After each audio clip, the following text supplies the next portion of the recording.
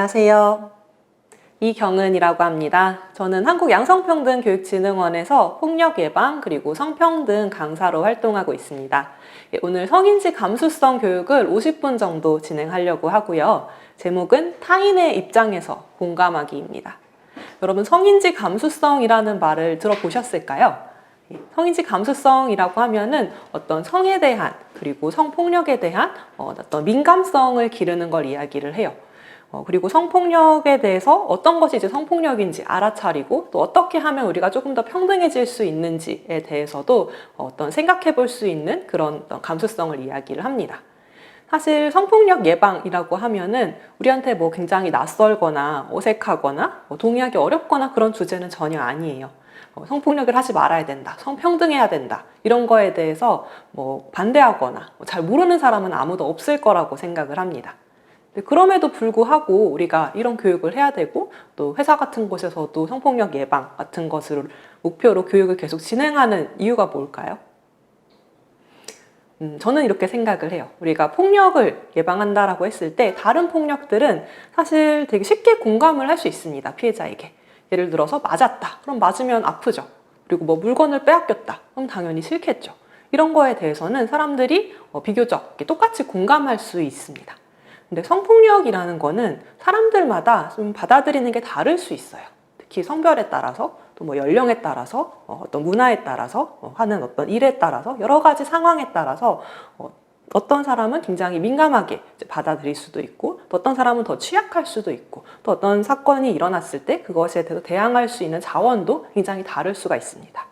그래서 이 성폭력을 예방한다라는 거에 있어서는 우리가 나의 입장만을 생각하는 것이 아니라 타인의 입장을 생각해 보는 게 중요해요. 정말 약한 사람들, 어떤 성폭력에 대해서 취약한 사람들, 그런 폭력을 당할 가능성이 더 높거나 아니면 폭력을 당했을 때 할 수 있는 일이 더 없는 사람들의 입장에서도 공감할 수 있어야 우리가 이 폭력에 대해서 좀 알 수 있고 예방할 수 있고 또 해결해 나갈 수 있습니다. 그래서 오늘 제가 제목을 타인의 입장에 공감하기라는 제목으로 달아보았습니다. 여러분들도 나보다 조금 더 약한 사람의 입장에 한번 되어본다라는 생각으로 한번 그렇게 이해를 해본다, 내가 이해하는 폭을 넓혀본다라는 생각으로 오늘 교육을 들어주시면 좋을 것 같습니다. 제가 할 이야기는 좀 성별 권력에 대한 설명에서부터 시작을 해요. 폭력이라는 거는 권력 관계가 있기 때문에 일어납니다. 예를 들어서 학교 폭력이다 라고 했을 때 학교에서 뭐 친구들끼리 싸운다고 해서 전부 다 학교 폭력이라고 하기보다는 어떤 강한 학생이 있어서 약한 학생을 일방적으로 괴롭힐 때 우리는 이걸 학교 폭력이라고 합니다. 그리고 이런 학교 폭력은 선생님이 학생 둘을 앉혀다가 악수해, 사이좋게 지내야지 이렇게 말한다고 해서 절대 사라지지 않아요. 강한 학생한테는 좀 제지할 수 있는 조치를 해주고 또 약한 학생한테는 보호할 수 있는 조치를 해줘야 이 폭력이라는 걸 해소할 수 있습니다. 성폭력도 마찬가지예요. 성별 간의 권력 관계가 있기 때문에 일어나는 것이라서 우리가 남자 여자 사이좋게 지내요 이렇게 구호를 외친다고 해서 사라지지 않습니다. 뭔가 이 성별 권력을 만들어내는 요소들을 우리가 알고 그게 좀 최대한 작동하지 않도록 노력을 해야지만 이걸 막을 수 있고 해결할 수 있습니다. 근데 성별 권력이라고 하면 여러분들은 어떻게 느끼시나요? 성별 간의 권력 차이가 있다라고 느껴지시나요? 과거에는 좀 있었다라는 거에 대해서 많이 동의하실 수 있을 거예요. 근데 그 권력 차이가 점점 좀 줄어들고 있고 과거에 비해서 많이 줄어든 것이 사실이기 때문에 지금은 별로 없지 않나? 이렇게 생각하시는 분도 많을 것 같습니다. 근데 정말로 없다면 성폭력이라는 것이 지금처럼 많이 일어나진 않겠죠. 그래서 우리가 잘 느끼지 못하는 지금은 우리한테 많이 익숙해진 그런 권력 차이에 대해서 우리가 좀 민감성을 기를 필요가 있어요. 그게 또 성인지 감수성이기도 합니다. 제가 좀 예시를 들어가면서 여러분들께 설명을 드리려고 해요. 네, 이거는 여러분들도 많이 보셨을 이모티콘인데요. 카카오톡에서 사용하는 이모티콘이죠. 제목은 오피스 라이프입니다. 남자처럼 보이는 이모티콘 캐릭터가 있고 또 여자처럼 보이는 캐릭터가 있어요. 제목이 오피스 라이프이기 때문에 이 남자처럼 보이는 캐릭터는 굉장히 열심히 일을 하고 있습니다. 책상에서 눈이 빠져라 모니터를 보고 있기도 하고 또 멋지게 프리젠테이션을 하고 있기도 하고 야근을 하고 있기도 하고 상사한테 깨지기도 하고 그렇습니다. 근데 여자처럼 보이는 캐릭터는 제목이 오피스 라이프임에도 불구하고 열심히 일하는 장면이 하나도 없어요. 책상 닦고 있고 뭐 먹을지 생각하고 있고 또 집에 빨리 가려고 시계 보고 있고 뭐 백을 사서 좋아하고 있고 이런 장면들밖에 없습니다. 이 캐릭터를 만든 사람이 나는 성차별적으로 캐릭터를 만들어야지 이렇게 작정하고 만들었을까요? 그건 아니겠죠. 그런데 좀 웃기게 만들려고 하고 또 공감을 많이 받으려고 하다 보니까 자기도 모르게 자기가 가지고 있는 성별에 대한 고정관념이 캐릭터에 들어간 거예요. 열심히 일하는 거는 좀 남성적인 모습이고 또 이렇게 딴짓하거나 아니면 이렇게 남을 좀 위로하거나 이런 게 여성적인 모습이다. 근데 이걸 사용하는 사람들은 내가 남자든 여자든 열심히 일하는 걸 묘사하고 싶을 때는 남자처럼 보이는 캐릭터를 쓰게 되고 또 집에 빨리 가고 싶고 딴짓하고 싶을 때는 이제 여자처럼 보이는 캐릭터를 쓰게 되겠죠. 그러면서 이 성별에 대한 고정관념, 뭐 편견 이런 것들은 더 강화되고 확산되고 좀 자연스러운 것처럼 여겨지고 당연해지고 문화가 되는 거예요. 그래서 우리가 어떤 고정관념을 가지고 있는지 잘 알지 못하면 내가 하는 말, 내가 쓰는 표현, 내가 만드는 이런 창작물, 내가 하는 의사결정 뭐 여러 가지에 이 편견이 들어갈 수 있습니다. 그래서 어떤 게 편견인지, 어떤 게 고정관념인지, 그게 어떻게 작용하는지 좀 알아야 되는 거예요. 한번 동영상을 보면서 또 어떤 편견들이 있는지 생각해 보도록 하겠습니다. 먼저 어린 아이들부터 또 성인들까지 남자라서 또는 여자라서 들었던 말 중에 듣기 싫었던 말을 이야기하는 그런 동영상을 볼 건데요. 남자 버전을 먼저 보도록 하겠습니다. 남자를 보고 만나 칙칙해야지. 남자는 여자한테 양보하는 거야. 너 마마보이구나. 왜 이리 말랐어? 남자는 강해야 해. 모든 남자가 구일 겁이 많아. 남자같이 못하게 너무 비실비실한 거 아니야? 파마는 여자들이 하는 거야. 남자가 남자답게 씩씩해야지. 남자애가 왜 이렇게 겁이 많니? 너 여자같이 생겼다. 남자가 왜 기집애들하고 놀아? 남자애가 무슨 인형놀이냐? 기집애도 너보단 낫겠다. 남자가 무거운 것도 못 들어? 남자는 능력만 있으면 다 돼. 네가 뭔 메이크업 아티스트야. 여자애처럼 투정 좀 부리지 마. 네가 남자 망신 다 시킨다. 뭐라고? 너가 비비크림 바른다고? 요즘 애들은 너무 나약해. 남자 새끼가 그것도 몰라? 고무줄놀이 같은 거 하면 거시기 떨어진다고. 남자 새끼가 그거밖에 못해? 남자가 힘든 것도 못 참냐? 한심하다. 맞고 들으면 혼난다. 어떠세요? 좀 익숙한 이야기들인가요? 제가 중학생 대상으로도 강의를 하는데 중학교 1학년 학생들한테는 이렇게 동영상을 보여주는 게 아니라 직접 포스트잇에 쓰게 합니다. 내가 들어본, 내가 알고 있는 이런 남자에 대한, 여자에 대한 고정관념을 이렇게 쭉 쓰게 해서 칠판에 이쪽은 남자, 이쪽은 여자 이렇게 붙여요. 그러면 비슷한 이야기들이 굉장히 많이 나옵니다. 남자는 태어나서 3번만 울어야 된다. 굉장히 옛날 말 같은데 지금 어린이들도 그런 이야기를 들으면서 지내고 있더라고요. 이번에는 여자 버전을 한번 들어보려고 하는데요. 좀 어떻게 다른지, 어떤 차이가 있는지 좀 머릿속으로 약간 정리를 해보시면서 들어보시면 좋을 것 같아요. 네, 동영상 틀어보겠습니다. 집에서 소꿉놀이나 하고 놀아. 여자들끼리 놀아야지. 연결하고 조용하게. 넌 여자니까 여자들이랑 놀아야지. 여자가 왜 이렇게 칠칠하니? 여자가 왜 그렇게 뚱뚱해? 여자아이가 왜 이렇게 말이 많아? 공부를 못하면 얼굴이라도 예뻐야지. 얌전하게 놀아야지. 뭐 이렇게 뛰어다녀? 여자애들은 머리가 길어야 예뻐. 여자 얼굴이 흉터나서 어떡하냐? 야, 여자애가 왜 이렇게 힘이 세?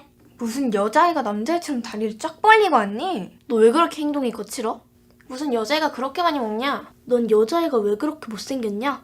입이 왜 이렇게 험해? 나보다 팔이 두껍네. 여자 이쁘면 끝이야. 야, 나대지 마라. 너 여자애가 그렇게 많이 먹어? 여자 목소리가 왜 그래? 이거 커피 좀. 여자는 남자를 잘 만나야 돼. 야, 넌 여자가 치마도 안 입냐? 다리가 왜 이렇게 굵어? 무다리야? 여자가 컴퓨터도 고쳐? 여자가 공대를 간다고? 남자는 여자하기 나름이지. 위험한데 일찍 좀 다녀. 보시니까 어떠신가요? 이제 남자들이랑 여자들이랑 좀 어떻게 다른 이야기를 듣는지 알 것 같으신가요? 제가 중학생한테도 이런 질문을 했더니 한 학생이 이런 대답을 했어요. 남자는 여자 같으면 안 되고 여자는 남자 같으면 안 돼요. 제가 들어본 대답 중에서 굉장히 핵심을 찌르는 대답이라고 생각을 했습니다. 우리는 남자와 여자 사이에 뭔가 금을 그어놓고 그걸 넘어갔을 때 비난을 해요. 넌 남자가 왜 그래? 넌 여자가 왜 그래? 이런 식으로. 어떻게 그 금이 그어져 있을까요? 제가 한번 표로 정리를 해봤습니다.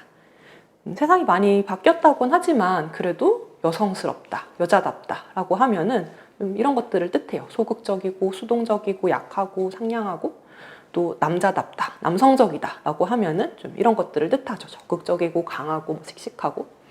그래서 나는 남자지만 뭐 이렇게 강한 사람도 아니고 뭐 센 사람도 아닌데 남자라는 이유로 자꾸 이렇게 남자답게 뭐 강하게 행동할 걸 요구받는 거를 남자를 가두는 상자다라고 해서 맨박스라고 부르고, 이 맨박스에서 남성들이 나올 수 있도록 하는 게 성평등에는 굉장히 중요한 목표입니다.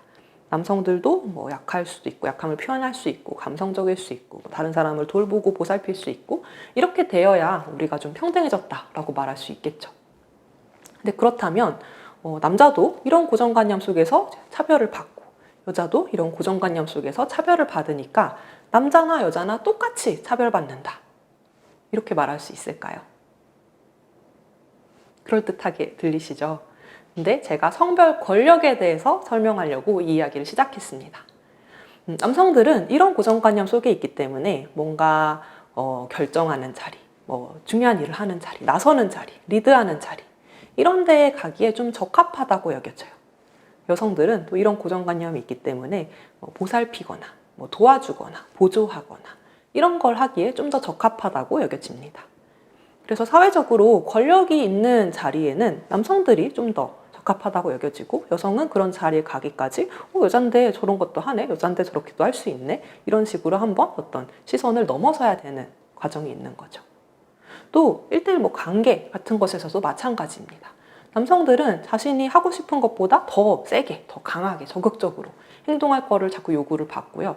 여성들은 자기가 할 수 있는 것보다도 더 약하게, 소극적으로, 수동적으로 행동할 거를 자꾸 요구를 받는 거예요. 그러다 보니 폭력이라는 것이 발생하는 형태도 남성들이 훨씬 폭력에 좀 둔감하게 되고 여성은 자신을 보호할 수 있는 힘을 자꾸 잃어버리게 됩니다.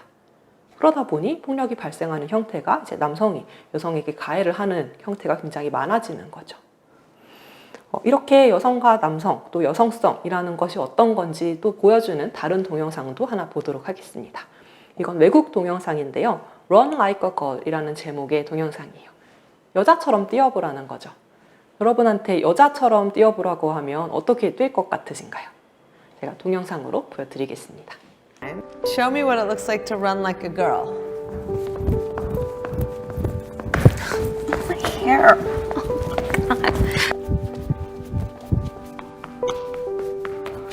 Show me what it looks like to fight like a girl. Now throw like a girl. Aww. My name is Dakota, and I'm 10 years old. Show me what it looks like to run like a girl. Throw like a girl. Fight like a girl. What does it mean to you when I say run like a girl?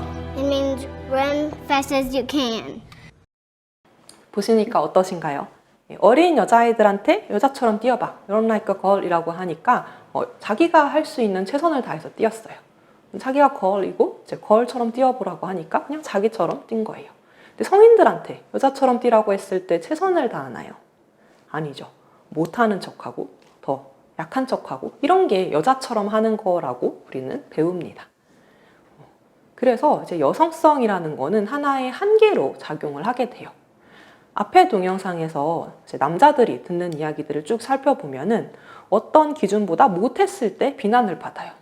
넌 남자가 돼가지고 그거밖에 못하냐? 이런 얘기를 들어요.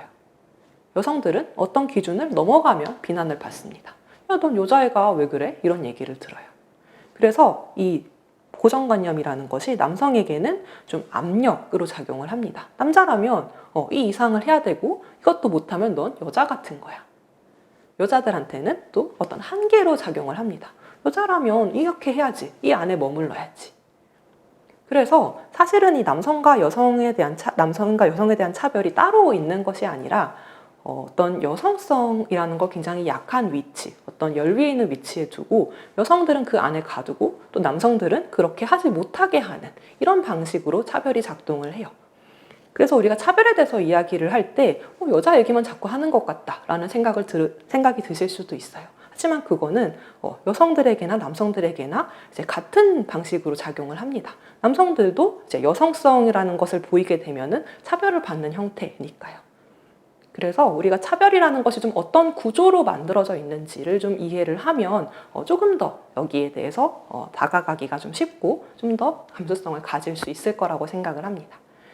그래서 1949년에 이미 이런 이야기를 합니다. 여성은 태어나는 것이 아니라 만들어지는 것이다.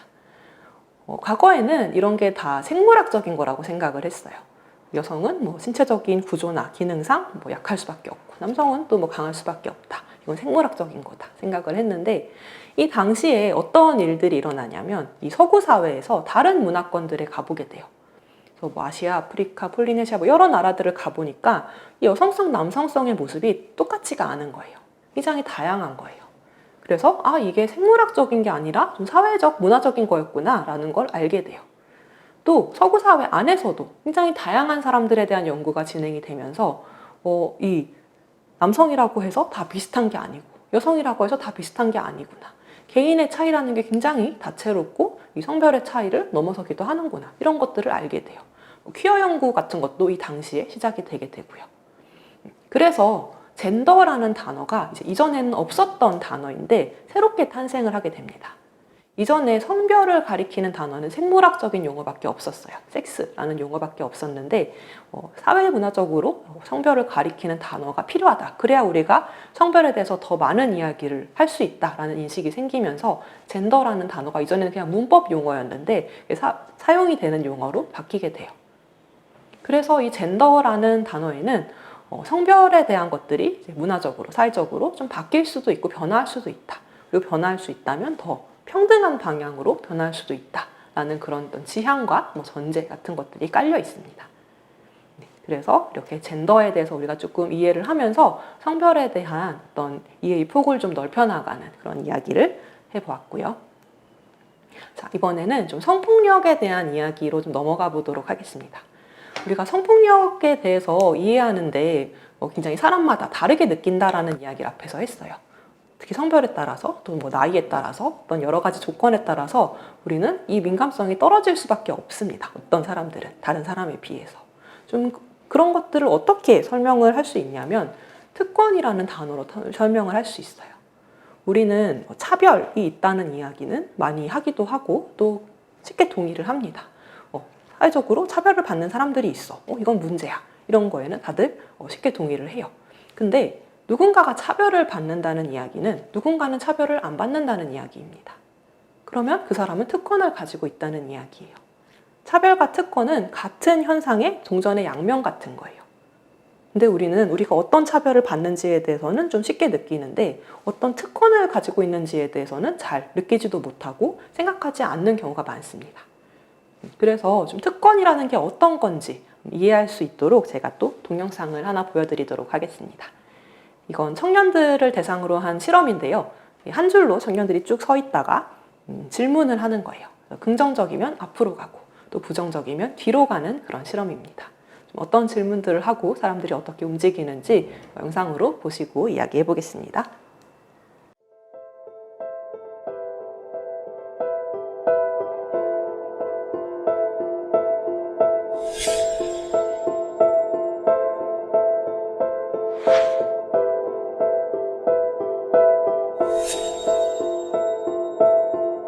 단위로 집을 옮겨야만 한다면 한 발 뒤로. 4대 보험을 못 받는다면 한 발 뒤로. 가족 때문에 친구들에게 놀림당했다면 한 발 뒤로. 결혼 혹은 출산으로 경력단절이 두렵다면 한 발 뒤로. 공공장소에서 조롱이나 시선을 받지 않고 애인과 스킨십할 수 있다면 한 발 앞으로. 근처 어떤 화장실이든 자유롭게 쓸 수 있다면 한 발 앞으로. 나이 때문에 무시당한 적 있다면, 이성 애인이 있는 척 해봤다면, 내 식습관을 구구절절 설명한 적이 많다면, 나의 가족 형태를 사람들에게 종종 설명해야 대학이나 직장에 학교 동문회가 있다면, 학력 때문에 지원을 하지 못한 적이 있다면, 당신의 연애 형태는 잘못됐다고 배운 적이 있다면, 등과금을 연체해본 적이 있다면, 휴학하고 등록금을 벌어야만 했다면, 자신의 성별, 장애, 신체 등이 미디어에서 희화화된 적이 있다면, 보호자 동의서, 보증금 마련, 사투리, 서울에 있는 대학, 신용카드, 노골적인 시선, 실업급여, 마이너스 통장, 육아휴직, 산업재해, 상사의 성별, 출신 지역, 소득을 증명, 학창시절 과외, 해외여행, 최저시급, 성범죄, 출산계획. 예상은 했는데 막상 맨 앞에 있으니까 오히려 더 속이 답답해지는 부분들이 있고, 반면에 저의 등을 보고 계신 분들은 얼마나 답답할까 그런 생각이 또. 대부분 이제 딱 겉모습을 보시고 무조건 외국에 왔을 거다라는 생각이 있고, 한국말을 잘 못할 거야 그러면서 이제 그런 것들이 이제 많았죠. 취업하는데 수도권 대학에 다니는 학생들에 비해서 정보가 많이 부족하죠. 공무원 시험이나 취업을 준비하기 위해서 서울로 올라와야 되는데 그 뭐 체제 비용이라든지 이런 모든 부분들에 있어서 아무래도 지방에서 살다 올라오면 좀 불리하죠. 장애인 성소수자이고 수급자인데 현재 나의 위치가 정말 이렇구나 하는 생각을 많이 느꼈고, 굉장히 여러 가지 이야기를 할 수 있는 동영상인데 제가 이 동영상을 보고 했던 생각은 좀 이런 거였어요. 앞으로 가는 사람은 뒤로 가는 사람이 어떤 경험을 하는지 참 알기가 어렵겠구나. 우리가 뭐 화장실을 마음대로 갈 수 있다, 이거를 특권이라고 생각하면서 사나요? 잘 그렇진 않죠. 하지만 화장실을 뭐 아무데나 갈 수 없는 사람 입장에서는 굉장히 큰 차별로 느껴지는 거예요. 그렇게 내가 겪지 않는 종류의 차별에 대해서 우리는 잘 모르고 또 잘 민감하지 않거나 공감하기 어려울 수밖에 없다라는 거를 좀 전 이 동영상을 보면서 생각을 했습니다. 성별에 대한 질문이 뭐 전부는 아니었고, 성별이 결코 이제 모든 차별을 다 설명하지는 않아요. 하지만 굉장히 중요한 질문들이기도 했고, 우리가 성별에 따른 차별에 대해서 이해를 하는 것은 다른 종류의 차별들을 이해하는 데에도 어떤 출발점이 될 수도 있고 바탕이 될 수도 있습니다. 그리고 우리는 성폭력에 대해서 이야기를 좀 해야 되니까 좀 그 주제를 국한시켜서 얘기해 보도록 할게요. 성폭력에 대한 통계 자료를 보면 이제 뭐 강간 같은 경우에는 여성 피해자가 97% 정도고요. 강제 추행의 경우에는 여성 피해자가 90% 정도입니다. 10% 정도가 이제 남성 피해자인데요. 이 10%의 남성 피해자 중에서도 가해자가 남성인 경우가 80% 이상입니다. 그래서 사실 뭐 여성 가해자, 남성 피해자의 구도도 분명 있긴 하지만 수적으로 굉장히 많은 형태가 이제 남성이 여성에게 성폭력을 가해하는 형태로 이제 이루어진다는 걸 알 수 있고, 사실 여성들이 남성과는 굉장히 다른 사회를 살아가고 있다는 것도 알 수 있어요. 우리가 똑같은 공간을 살아가는 것 같지만 사실은 굉장히 다른 경험을 하고 다른 감각을 느끼면서 살아갑니다. 여성들이 훨씬 안전하지 않은 사회를 살아가게 되는 거죠. 그러다 보니 이제 어떤 차이가 생기냐면 불안에 대한 인식이 다릅니다. 이건 뭐 조금 옛날 자료가 이렇게 자세하게 나온 게 있어서 옛날 자료를 가지고 와봤는데요. 모든 연령대의 여성이 남성에 비해서 모든 종류의 범죄, 뭐 성폭력 범죄뿐만 아니라 어떤 피해에 대한 그 불안도가 더 높다는 것을 알 수 있어요. 그런데 좀 차이가 나는 게 남성들은 나이가 어릴 때 20대 미만, 뭐 20대 이때 불안이 가장 낮고, 나이가 들수록 불안도가 점점 높아집니다.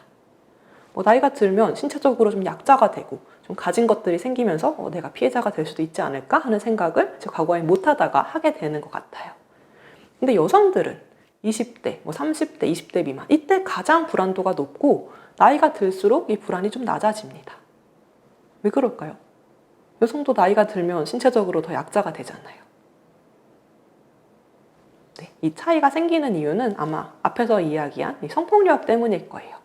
20대, 30대, 20대 미만 이때 여성들이 내가 성적 대상화가 될 수 있다라는 그 불안이 높기 때문에 또 성범죄의 피해자가 될 수 있다라는 그런 불안이 커서 이 수치가 굉장히 다르게 나오는 거라고 생각을 합니다. 그러다 보니까 이제 어떤 차이가 생기냐면 이 젊은 나이 20대 미만 20대 이때에 여성들은 평생을 살아가면서 가장 높은 불안을 느끼는 시기를 살아가요. 남성들은 평생에서 가장 낮은 불안을 느끼는 시기를 살아갑니다. 그러다 보니 이 차이가 굉장히 커지는 거예요. 우리가 뭐 인터넷에서 아니면 또 현실에서 여성과 남성들이 뭐 갈등을 겪는다 이런 이야기를 많이 보고 들을 거예요. 근데 이런 일이 일어나는 이유를 저는 이 그래프를 보고 좀 많이 이해하게 되었습니다. 그러니까 서로가 느끼는 불안에 대해서 잘 공감하거나 이해하거나 하기가 어려운 거예요. 그래서 우리는 타인이 느끼는 불안에 대해서 좀 공감할 수 있는 그런 시선을 갖춰야 이 성폭력에 대해서도 좀 이해를 할 수 있고 성폭력을 해결해 나가는 데에도 어떤 동료로서 함께 할 수 있다라고 생각을 합니다. 남성들이 여성이 느끼는 피해 또는 불안에 대해서 이해하기 어려운 것도 굉장히 당연한 일이고 또 나이가 들면은 젊은 여성들이 느끼는 것에 대해서 이해하기 어려운 것도 마찬가지겠죠. 또 문화가 달라지거나 여러 가지 위치가 달라지거나 하면은 굉장히 또 다른 종류의 불안을 느끼거나 다른 취약성이 생기기도 합니다. 우리는 각자 다 다른 위치에 서 있기 때문에 모두 다른 걸 느끼고 다른 경험을 하게 돼요. 그런 것들에 대해서 우리가 알고 있어야 내가 내 위치에서 겪는 것, 내 위치에서 알고 있는 것이 전부가 아니다. 나보다 뒤에 서 있는 사람들은 나와 다른 경험을 한다라는 거를 좀 알고 있어야 이런 성폭력이라든지 다른 폭력들에 있어서도 좀 다른 사람을 이해할 수 있고 또 같이 해결해 나갈 수 있는 그런 동료가 될 수 있을 거라고 생각을 합니다. 네, 여기까지 이제 특권에 대해서 이야기를 드렸고요. 성적 대상화에 대한 이야기로 넘어가 보려고 합니다. 제가 아까 성적 대상화라는 단어를 사용했어요. 20대, 30대 이때쯤에는 성적 대상화가 되는 것에 대한 불안이 높다. 성적 대상화가 무슨 뜻인지 정확히 알고 계신가요? 아마 들어보신 적은 있을 건데 정확한 뜻은 잘 모르실 것 같아요. 만약에 제가 어떤 잘생긴 사람이 있어서 저 사람 섹시한데? 이렇게 생각을 하면 성적으로 대상화한 걸까요? 그렇진 않습니다. 성적 대상화 한다는 거는 매력을 느낀다거나 그런 것과는 조금 달라요. 성적 대상화는 성상품화라고 번역을 할 수도 있습니다. 영어 단어로는 sexual objectification 이라는 단어의 번역어예요. objectification이라는 거는 물건처럼 대한다는 뜻입니다. 인간은 굉장히 총체적인 존재잖아요. 취향도 있고 어떤 여러 가지 생각도 있고 선택할 수 있는 여러 가지 기준들이 있는데 그런 것들을 무시하고 그냥 이제 성적인 대상인 것처럼 성적인 물건인 것처럼 대하는 게 성적 대상화예요. 그래서 마치 그거를 내가 획득할 수 있거나 거래할 수 있거나 이런 식으로 생각을 하는 것이 대상화입니다. 그런데 이 대상화가 주로 여성을 향해서 이루어진다라는 거예요. 여성을 그렇게 물건처럼 대하는 일이 흔한가 생각할 수도 있는데 인터넷에서 검색만 한번 해봐도 쉽게 알 수 있습니다. 제가 남자라고 구글에서 검색을 해봤어요. 남자들이 나오죠. 주로 잘생긴 남자 얼굴이 많이 나옵니다. 이번에는 여자라고 한번 검색을 해봤어요. 차이가 느껴지시나요? 제가 야한 사진을 검색한 게 아닌데도 여자라고 검색을 했을 때 훨씬 성적인 사진들이 많이 등장을 합니다. 남자라고 검색을 했을 때는 그렇게 남성들의 성적인 사진은 나오지 않죠. 그만큼 우리가 여성에 있어서는 다른 여러 가지 특성들보다 오직 이 성적인 외모, 어떤 성적 매력 이런 것들을 더 강조하는 이미지를 더 많이 보게 되고 더 많이 클릭하게 되고 더 노출되게 되고 이렇다는 걸 한번 검색만 해봐도 알 수 있는 거예요. 이거는 한 뮤직비디오의 장면을 제가 캡처한 건데요. 이런 식으로 여성이 등장하는 것도 굉장히 우리가 흔히 볼 수 있는 성적 대상화입니다. 여성들이 선베드에 이렇게 쭈루룩 누워있죠. 마치 진열되어 있는 상품처럼 보이기도 합니다. 이 여성들이 왜 이렇게 누워있을까요?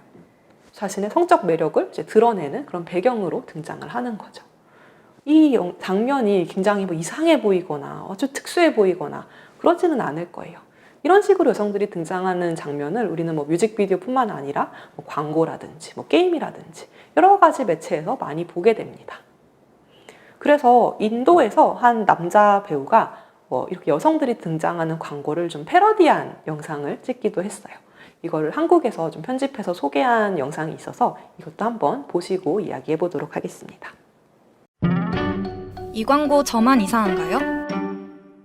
여리여리한 손가락과 가지런한 손톱, 통통한 입술, 엉덩이를 우스꽝스럽게 흔들고 욕조 안에서 자연스럽게 목욕합니다. 좀 이상하죠? 그럼 이건요? 이번엔 좀 자연스러운가요? 이상한 아저씨는 이렇게 말합니다. You don't have to objectify women to sell a product. 여성을 오브젝티파이, 대상화해야만 물건을 팔 수 있는 게 아닌데 너무 많은 광고가 여성을 대상화하면서 물건을 팔고 있지 않느냐 이런 이야기를 하는 거죠. 주스를 파는데 주스가 얼마나 맛있고 영양가가 있고 이런 걸 얘기하는 게 아니라 주스를 마시는 여성의 입술을 보여주고 오토바이를 파는데 오토바이에 앉은 여성의 엉덩이를 보여주고 근데 이런 걸 남자인 내가 따라했을 때는 얼마나 웃기게 보이느냐라는 이야기를 하고 있었습니다. 네. 이렇게 이제 여성을 등장시켜서 이제 물건을 판매하는 이런 방식도 여성을 굉장히 성적으로 대상화하는 그런 이미지를 보여주는 방식이죠. 이건 어벤져스를 찍은 두 영화 배우에 대한 인터뷰인데요. 기자가 남자 배우한테 질문을 합니다. 토니 스타크라는 캐릭터에 대해서 어떻게 접근했고 세계의 영화를 찍으면서 무엇을 배웠나요? 여자 배우 스칼렛 요한슨한테는 어떤 질문을 할까요? 블랙 위도우의 몸매를 위해서 어떤 식단을 드셨나요? 남자 배우한테는 캐릭터에 대해서 좀 커리어적인 질문을 하는데 여자 배우한테는 몸매에 대해서, 또 외모에 대한 질문을 한 거예요. 영화에서 몸매가 멋지게 나오고 외모가 멋지게 나오는 거는 남자 배우나 여자 배우나 똑같습니다. 근데 남자 배우는 그걸로 평가를 하지 않는데 여자 배우는 마치 그게 가장 중요한 평가 기준인 것처럼 이야기를 한 거죠. 스칼렛 요한슨이 이런 질문을 처음 받는 게 아니라 너무 반복적으로 받아서 좀 화가 나서 한마디를 합니다. 아니 당신은 그럴듯한 질문을 받는데 왜 저는 토끼뿔을 뜯어먹나요? 이런 질문이나 받는 거죠? 이렇게 한마디를 해서 영상이 약간 이슈가 되게 돼요. 그만큼 여성들이 다른 것들이 아니라 오직 외모로 평가받는 것이 너무 흔하게 일어난다라는 것을 알 수 있는 어떤 사례였어요. 이런 일도 있었어요. 한 대학에서 있었던 일인데요. 한 남학생이 여학생한테 이렇게 얘기를 한 거예요. 야, 너 정도면 얼굴 괜찮지. 우리 과 애들 정도면 예쁜 거야. 여러분 칭찬인 것 같으신가요? 아닌 것 같으신가요? 이 이야기를 들은 여학생은 굉장히 기분이 나빴어요. 너가 뭔데 내 얼굴을 평가하고 우리 과 여자들 얼굴을 평가해? 이건 성희롱이야, 성폭력이야. 이렇게 생각을 해서 문제 제기를 했습니다. 그리고 이게 학생회 차원에서 받아들여져서 약간 경고 조치 같은 게 내려졌어요. 이게 굉장히 논란이 되었습니다. 남학생들이 아니 여학생이 남학생한테 야, 너 정도면 얼굴 괜찮지 이렇게 얘기하면 이게 성희롱 성폭력이 되었겠느냐라는 거예요. 제가 이 사건에 대해서 맞다 틀리다 판단을 내릴 수는 없지만 좀 이런 이야기를 하고 싶어요. 우리가 사회에서 여성에 대한 성적 대상화, 외모 평가 이런 것들은 굉장히 흔하게 이루어집니다. 그런데 학교라는 공간, 또는 직장이라는 공간, 우리가 어떤 사회적으로 작용을 하고 함께 지내고 살아가고 이런 공간들은 좀 안전해야 되잖아요. 좀 더 안전하도록 우리가 노력해야 되잖아요. 그럴 때 여성에 대한 폭력의 어떤 배경이 되는 성별 고정관념이라든지 성적 대상화라든지 이런 것들은 최대한 작동을 덜 하도록 노력을 해야 됩니다. 그런 것들이 분명 사회에 있지만 우리가 그것이 최대한 덜 힘을 가지도록 그렇게 같이 노력을 해야 되는 거예요. 그런데 이제 여성에 대해서 외모를 평가한다든지 칭찬이라고는 해도 이런 말들이 그냥 한두 번으로는 별거 아닌 말일 수 있지만 쌓이게 되고 자연스러워지고 당연해지고 이렇게 되면은 그 공간에서 여성들이 외모에 대해서 좀 더 강박을 갖게 되고 더 신경을 쓰게 되고 집착을 하게 되고 이런 일들이 일어날 수 있겠죠. 그렇다면 이거는 정말 평등하고 안전한 공간이라고 할 수 있을까? 라는 질문을 하게 되는 거예요. 우리가 성희롱, 성폭력을 무자르듯이 어떤 거는 성폭력이고 어떤 거는 성희롱이고 어떤 거는 성희롱이 아니야 이렇게 구분할 수는 없습니다. 그런데 어떤 말이 어떤 방향으로 작용을 하는지를 생각해 봐야 돼요. 이 공간을 좀 더 안전하게 만드는 말인지 아니면 좀 안전을 해치는 방향으로 작용하는 말인지. 그래서 어떤 말이 그냥 한두 번으로는 괜찮더라도 쌓이게 되면 좀 안전하거나 평등한 환경에는 좋은 영향을 미치지 않는다라고 판단을 한다면 좀 그런 말들을 자제하는 노력이 필요하지 않을까 합니다. 네, 그래서 성희롱에 대해서 조금 더 자세하게 이야기를 드릴게요. 성희롱과 성폭력은 사실 정의상으로는 크게 다르진 않습니다. 상대방이 원하지 않는 성적인 말이나 행동을 해서 굴욕감, 불쾌감 같은 것을 느끼게 하는 것을 성희롱이라고도 하고 성폭력이라고도 할 수 있어요. 그런데 이 용례가 조금 다릅니다. 성폭력은 보통 이제 법적으로 문제가 되는 어떤 신체적인 접촉이라든지 이런 것들을 많이 뜻하는 반면에 성희롱은 어떤 조직에서 그 사람들이 뭐 노동권, 학습권 이런 것들을 침해하는 말들을 많이 이야기를 합니다. 그래서 법적으로 처벌을 받을 수 있는지 없는지의 여부는 별로 중요하지 않아요. 그러다 보니 의도는 별로 중요하지 않습니다. 이게 범죄인지 아닌지를 판단할 때에는 의도 여부가 중요할 수 있지만 어떤 노동권, 학습권 이런 것들에 대해서 이야기를 할 때에는 이 말을 한 사람이 어떤 의도로 말했는지와는 상관없이 어떤 효과가 나타나는지를 기준으로 판단을 합니다. 그래서 이 들은 사람한테 또는 어떤 당한 사람한테 굴욕감이나 불쾌감을 느끼게 했다면은 이거는 성희롱이 되는 거예요. 여기서 제가 굴욕감, 불쾌감 이런 단어를 사용했는데 과거에는 성적 수치심이란 단어를 많이 사용을 했습니다. 근데 지금은 그 단어를 더 이상 사용하지 않아요. 왜냐하면 피해자들이 수치스러웠다는 이야기를 잘 하지 않습니다. 나는 성희롱을 당했는데 너무 화가 났고 불쾌했어요. 근데 수치스럽지는 않았어요. 수치스러워야 할 거는 내가 아니라 가해자 아닌가요? 이렇게 이야기를 합니다. 그래서 이거는 피해자들이 좀 어떤 부끄러운 일을 당한 것 같은 그런 편견이 이제 들어가 있는 말이기 때문에 더 이상은 사용하지 않는다라는 거를 기억해 주시면 좋을 것 같아요. 하지만 저는 수치심이라는 단어를 사용했을 때도 이 단어가 뜻하는 어떤 감정 이런 거는 비슷했다는 생각이 들어요. 어떤 거부되고 조롱당하고 노출되고 내가 인간으로서 총체적인 인간으로서 존중받지 못했다라는 그 고통스러움 이런 거를 이전에는 수치심이란 단어로 이야기했고 지금은 뭐 굴욕감, 불쾌감 이런 단어를 사용한다고 생각을 해요. 내가 인간으로서 존중받은 것이 아니라 물건처럼 대상화되었다라는 거죠. 그래서 성희롱이라는 거에는 좀 두 가지 종류가 있습니다. 하나는 조건형, 또 하나는 환경형인데요.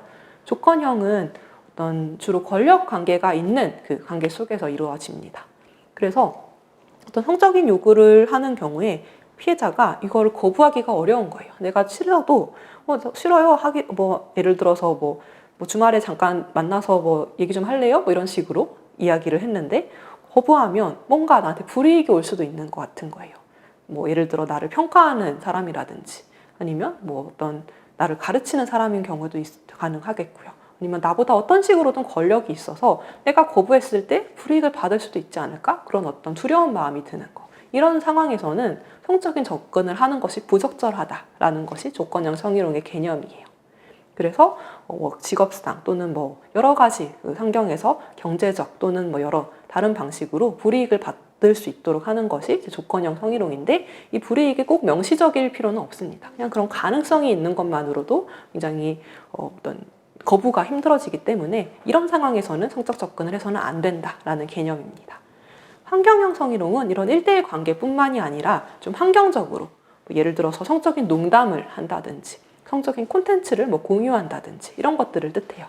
그래서 어떤 그 직업적인 전문성 또는 뭐 어떤 학습 이런 것보다도 성적인 특징들이 좀 강조되고 지지되는 어떤 제가 아까 이야기한 것처럼 사회에 있는 그런 성적 대상화 같은 것들이 힘을 가지게 되는 그런 환경을 만드는 것이 환경형 성희롱입니다. 제가 그 어린 아이들, 뭐 초등학생, 뭐 중학생들을 가르칠 때 성희롱의 개념에 대해서 이해를 하기가 조금 어려우니까 경계 존중이라는 말을 많이 사용을 합니다. 우리 몸에는 이제 경계가 있죠. 우리 신체를 이제 다른 사람이 터치를 한다라는 거는 이 경계를 넘어서는 행동이에요. 또는 어떤 성적인 질문을 한다든지, 성적인 농담을 한다든지 이런 것도 또 심리적인 경계를 넘어서는 행동이에요. 경계 존중이라는 거는 이 신체적 자율권이 모두에게 있기 때문에 누구든지 이 경계를 넘어올 때는 동의를 구해야 된다라는 개념이에요. 동의 없이 어떤 신체적 터치를 하거나 아니면 어떤 개인적인 질문을, 내밀한 질문을 하거나 하는 것이 침해라는 거예요. 그리고 이렇게 침해를 하는 것은 절대 침해 당하는 사람의 문제가 아니라 침해를 하는 사람의 문제다. 그래서 그것에 대해서는 거부할 수 있다. 이런 것을 이제 어린 아이들에게도 가르칩니다. 우리도 이 개념에 대해서 좀 명확하게 알고 있어야 될 것 같아요. 어떤 경계를 넘어설 때 굉장히 가깝게 접촉을 한다거나 아니면 몸을 만진다거나 뭐 가르치다 보면 이런 일이 있을 수도 있잖아요. 그럴 때는 항상 동의가 있어야 된다. 이런 개념을 잘 알고 있다면 사람들이 내가 뭔가 대상화되는 건 아닌가? 아니면 내가 뭔가 이거는 좀 불쾌한 상황이 아닌가? 라는 생각을 하지 않을 수 있도록 질문의 과정을 거칠 수 있겠죠. 이렇게 해도 괜찮을까요? 그래서 네 라는 대답을 들었을 때 그렇게 하는 거예요. 하는 거는 동의가 아닙니다. 명확한 동의가 있었을 때 경계를 넘어설 수 있다라는 것이 이제 경계 존중의 개념입니다. 그리고 우리가 이런 경계에 넘어서는 것에 있어서 좀 동성 간에는 약간 무감각해지는 경우도 있어요. 그래서 특히 한국에서는 좀 동성 간의 경계를 넘어서는 것이 굉장히 친밀성의 표현으로 많이 이루어지다 보니까 다른 문화에 갔을 때 이런 일이 생기기도 했습니다. 같은 남자끼리 엉덩이 이렇게 툭툭 치는 것이 이제 성희롱이라고 생각하지 않고 그런 행동을 했다가 굉장히 국제적으로 외교적으로 문제가 된 사건이 있었죠. 지금까지도 이 문제가 지속이 되고 있는데요. 이런 것에 대해서 어떤 성희롱에 대한 개념이 충분하지 않은 사람들은 아니 뭐 같은 남자끼리 엉덩이 친 게 왜 성희롱이냐 이런 이야기를 하기도 했던 거예요. 하지만 그 뉴질랜드라는 곳의 문화에서는 굉장히 이제 강한 어떤 성희롱으로 여겨지는 것이고, 마찬가지로 이제 우리도 성인지 감수성이 높아지고 이 감수성이 높아질수록 동성 간에도 동의 없이 경계를 침범하는 것은 성희롱이다라는 개념이 높아지고 있죠. 이런 것처럼 우리가 어떤 경계를 넘어설 때 기본적으로 이제 동의를 구해야 된다라는 어떤 그 약속 같은 거를 지켜야 되고, 또 특히나 그 문화에서는 이제 어떤 식으로 그 경계에 대해서 사람들이 인식하고 또 행동하는지에 대해서도 좀 알아야 하는 것도 필요하다고 생각을 합니다. 그리고 이런 사건들, 상황들에 대해서 판단을 할 때 가장 중요한 것은 피해자 중심주의라는 거예요. 피해자 중심주의는 피해자가 저 불쾌했어요, 저 기분 나빴어요 라고 하면 무조건 피해라고 생각하는 걸까요? 그건 아닙니다. 피해자 중심주의라는 거는 이제 피해자의 입장을 이 조직이 같이 생각해 봐야 된다는 거예요. 왜냐하면 사람들은 다 서 있는 위치가 다르다고 이야기를 했어요. 근데 그 상황에서 누군가가 저는 괴로웠어요 라고 이야기를 할 때 그 사람의 입장, 그 사람의 처지, 그 사람의 상황, 그 사람이 어떤 곳에 서 있었기 때문에 그렇게 느꼈는지에 대해서 좀 우리 자신의 입장이 아니더라도 함께 이해하려고 노력해 봐야 된다는 것이 피해자 중심주의예요. 성희롱 성폭력 사건에 대해서 접근을 할 때에는 항상 이 원칙에 기반해서 해야 됩니다. 예를 들어서 지나가는 사람 100명한테 물어서 이거 성희롱이에요? 라고 물어보는 건 아무 의미가 없다는 거죠. 그 사람은 피해자와 같은 위치에 있는 사람이 아니니까요. 그래서 피해자와 비슷한 상황에 있는 사람이라면 어떻게 느꼈을까? 피해자와 같은 어떤 위치, 입장 또는 문화적 배경, 그런 것들을 모두 고려해서 생각을 해야 된다라는 개념을 이해하시면 좋을 것 같아요. 또 하나, 이제 성희롱 성폭력 피해가 일어났을 때는 2차 피해를 예방해야 합니다. 2차 피해라는 것은 이제 피해자가 이 사건에 대해서 이야기하고 문제 제기하고 해결해 나가는 과정에서 추가적으로 피해를 입는 것을 이야기를 해요. 가장 대표적인 것이 사람들이 그 피해자에 대해서 소문을 전달하는 것입니다. 그래서 제가 어떤 인터넷에서 글을 본 적이 있는데요. 자신의 이제 성희롱 피해에 대해서 누군가가 이제 호소를 하는 글을 본 적이 있어요. 피해자가 이 사건에 대해서 경찰에 신고를 해서 가해자가 처벌까지 받았음에도 불구하고 자신이 너무 힘들다는 이야기를 했는데, 사람들이 댓글에 피해자를 믿지 않고 정말 실제로 있었던 일이 어떤 건지 계속 막 물어보고 캐묻고 이런 댓글을 다는 것을 본 적이 있어요. 다른 사건에 대해서는 사람들이 이렇게까지 피해자에게 의심하거나 질문하거나 하지 않는데, 성희롱 성폭력 사건에 있어서는 피해자를 믿지 않고 본인이 판단을 하려고 하는 모습을 좀 볼 수 있었습니다. 이런 사건이 일어났을 때에는 이거에 대해서 판단을 해야 되는 사람들이 있어요. 위원회가 있든지 아니면 어떤 팀이 있든지 여러 가지 그 판단을 해야 되는 주체가 있고 그 사람들이 해결을 합니다. 주변에서는 자신이 판단하려고 해서는 안 돼요. 자기가 알아보려고 하거나 피해자에게 질문하거나 주변인에게 질문하거나 이런 것들이 전부 2차 피해를 만들어내는 행동입니다. 그래서 이런 2차 피해를 막는 것이 성희롱 성폭력 사건에 있어서는 굉장히 중요하다라는 것을 설명을 드리고요. 어떤 이런 일이 있었을 때 주변 동료로서 좀 해야 되는 일들이, 일단 이런 2차 피해가 일어나는 말들에 대해서 또는 어떤 조직 내의 환경을 악화시키는 위험한 방향으로 만드는 말이나 행동에 대해서 웃거나 동의하지 않는 거예요. 그래서 웃기지 않은 상황에 대해서 그냥 웃지 않고 가능하면 그런 말은 하지 않았으면 좋겠어요 라고 제지시키는 것이 굉장히 중요한 실천입니다.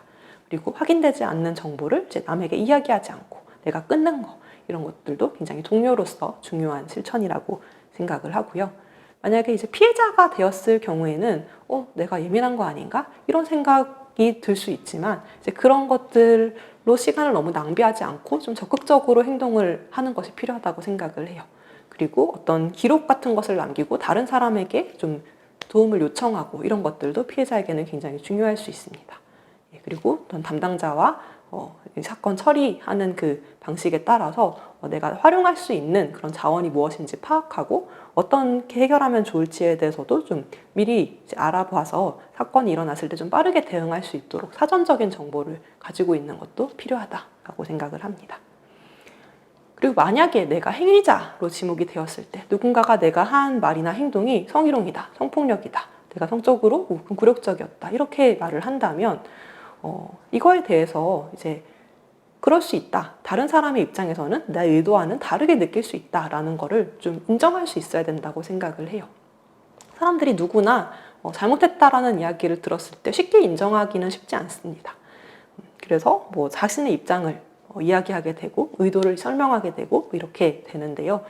피해자 입장에서 어땠을지에 대해서 내가 좀 배우려고 하고 들으려고 하고 좀 그래서 내가 미처 생각하지 못했던 것들을 좀 알아나갈 수 있는 그런 기회로 삼는 것이 사실 그 사람에 대해서는 어떤 능력이라고 생각을 합니다. 자신이 좀 다른 사람들보다 더 많은 것들을 가지고 있다면은 그런 자신이 미처 생각하지 않았던 부분에 대해서도 받아들일 수 있는 능력을 같이 갖춰야 된다고 생각을 해요. 그래서 뭐 이런 사건이 일어나거나 행위자로 지목이 되었을 때도 정말 가장 상처를 덜 입히고 어떤 해결을 할 수 있는 방법은 내가 그 사건을 통해서 배우려고 하는 것이라고 생각을 합니다. 네, 만약에 이런 상황들이 생기면 어떨까라는 이야기를 좀 해보려고 해요.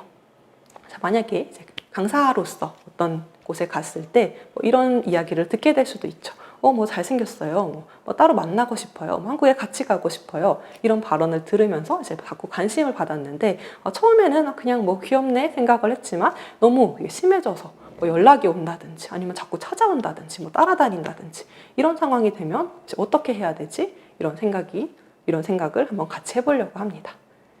뭐 여기에 대해서 제가 뭐 정확하게 정답을 알려드릴 수 있는 건 아니에요.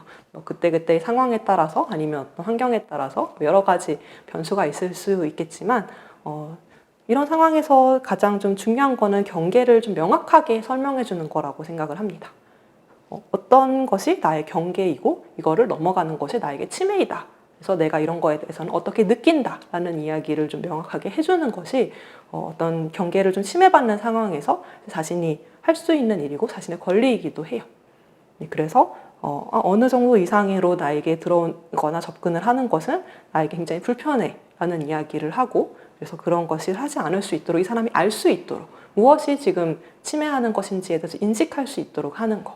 그리고 이런 상황에 대해서 뭐 가능하면 제 주변에다가 조금 공유를 해서 도움을 받는다든지 하는 것도 생각할 수 있겠죠. 네, 그래서 이런 상황에서 좀 명확하게 이야기를 하고 설명을 하는 것을 저는 조금 제안을 드리고 싶고요. 어떻게 하면 좋을지에 대해서 여러분들도 서로 좀 공유를 한다거나 생각을 미리 해본다거나 아니면 뭔가 매뉴얼 같은 것을 학습한다거나 하는 그런 노력들도 같이 이루어지면 더 좋을 것 같습니다. 근데 이런 경우도 한번 생각을 해봤습니다.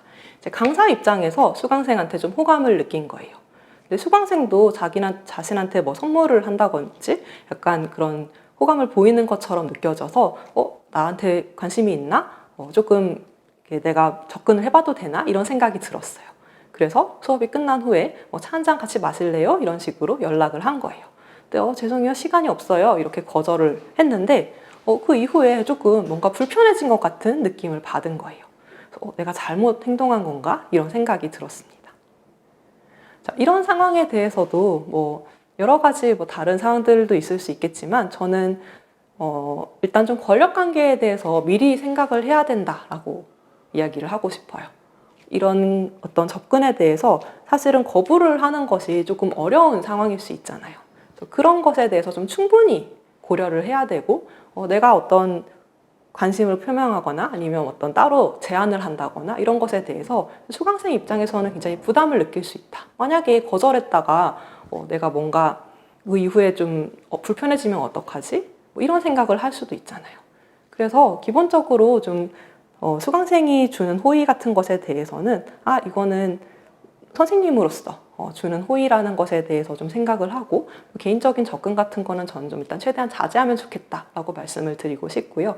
이런 접근을 할 때 상대방의 입장에서는 거절이 쉽지 않을 수 있다라는 부분에 대해서 충분히 이해를 하고 있어야 된다고 생각을 합니다. 좀 이런 일에 대해서 좀 사전에 일어나지 않을 수 있도록 여러분들도 좀 많이 신경을 써주시면 좋을 것 같아요. 이번에는 조금 일반적인 회사 같은 곳에서 일어날 수 있는 성희롱 성폭력 상황에 대해서 한번 이야기를 해보겠습니다. 회식 자리예요. 남자가 이제 여자 후배와 나란히 앉아 있다가 같이 술을 마시면서 너랑 술 마시니까 너무 좋다, 술이 쭉쭉 들어가, 이런 이야기를 했어요. 여자 후배도 네, 저도 좋아요, 이렇게 얘기를 했습니다. 그랬더니 남자가 그래? 라고 하면서 이제 벌떡 일어나서 여자를 끌어안으려고 하는 상황이에요. 만약에 내가 옆에서 이런 장면을 봤다면 어떻게 하실 것 같으신가요? 제가 대학교 1학년 때 첫 MT에 갔을 때 이런 일이 있었어요. 한 남자 선배가 이제 후배랑 같이 술을 마시다가 너무 기분이 좋았는지 갑자기 일어나서 끌어안으려고 하는 거예요. 그때 어떤 일이 일어났냐면 그 방 안에 있던 모든 선배들이 동시에 벌떡 일어나서 워워워 하면서 막았어요. 그래서 신체적 접촉이 없었고 바로 사과를 했습니다. 제가 그 광경을 보고 대학교 1학년이었던 제가 좀 어떤 생각이 들었냐면 우리 반은 좀 안전하구나, 이런 생각이 들었어요.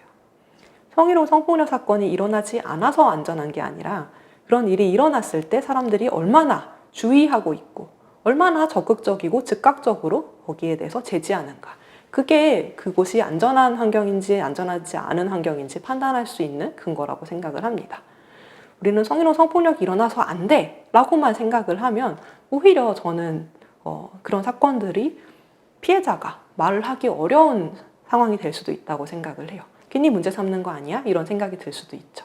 근데 그거를 목표로 삼는 게 아니라 이런 사건이 일어났을 때 우리가 빠르게 개입하고 빠르게 제지하고 빠르게 해결하자라는 걸 목표로 삼아야 된다라고 생각을 해요.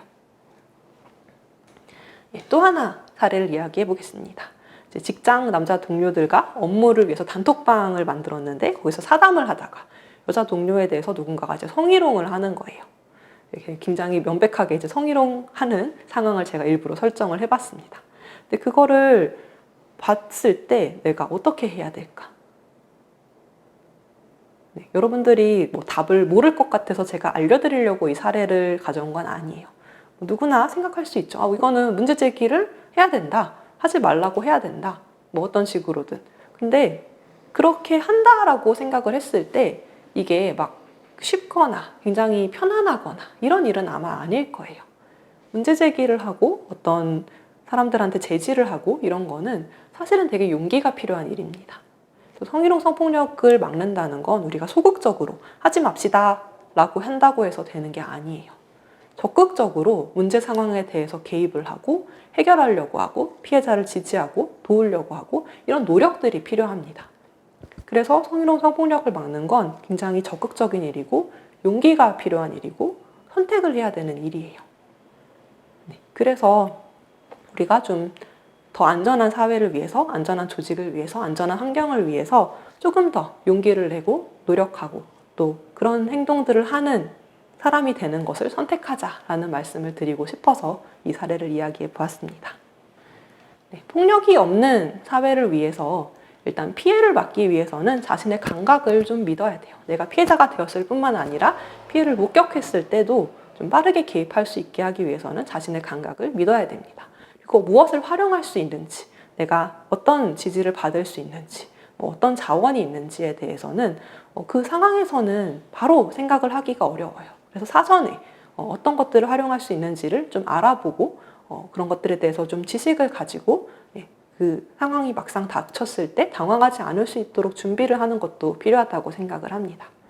또 가해를 막기 위해서는 상대방의 감각을 좀 존중해야겠죠. 그리고 상대방은 나와 다르게 생각할 수 있다라고 생각하고 그런 것에 대해서 사과를 하는 거는 그냥 되는 게 아니라 훈련한다라고 생각하고 해야 되는 일인 것 같아요. 그래서 훈련을 하면서 그런 사과할 수 있는 사람, 잘못을 받아들일 수 있는 사람, 배울 수 있는 사람이 되는 방향으로 내가 성장해야겠다라고 생각해 주시면 좋을 것 같고요. 또 이런 거는 좀 공부를 하지 않으면 나와 다른 위치에 있는 사람들에 대해서 알기가 어렵습니다. 일부러 찾아보고 이야기를 들어보고 자료를 본다든지 다큐멘터리를 본다든지 여러 가지 방법을 통해서 어떤 위치에 있는지, 어떤 예를 들어 문화의 차이에 있어서도 어떤 차이가 있는지에 대해서 좀 미리 알아보는 거, 이런 것이 상대방을 이해하는 데 있어서 바탕이 될 수 있겠죠. 그리고 만약에 내가 내 주변 사람들이 이런 거에 대해서 너무 무감각하다고 한다면 그런 문화에서는, 그런 분위기에서 조금 거리를 두고 내 주변에 좀 다양한 사람들을 만나고 다양한 이야기를 들을 수 있고 다양한 입장을 이해할 수 있는 환경으로 내 주변 관계망을 바꾸어 나가는 것도 필요하다라고 생각을 합니다. 그래서 내가 무엇을 모르는지, 다른 사람의 입장, 다른 사람의 경험에 대해서 무엇을 모르는지를 인식할 때 그때 바로 타인을 향한 이해가 시작될 수 있다라는 말로 오늘 강의는 끝내도록 하겠습니다. 네, 들어주셔서 감사합니다.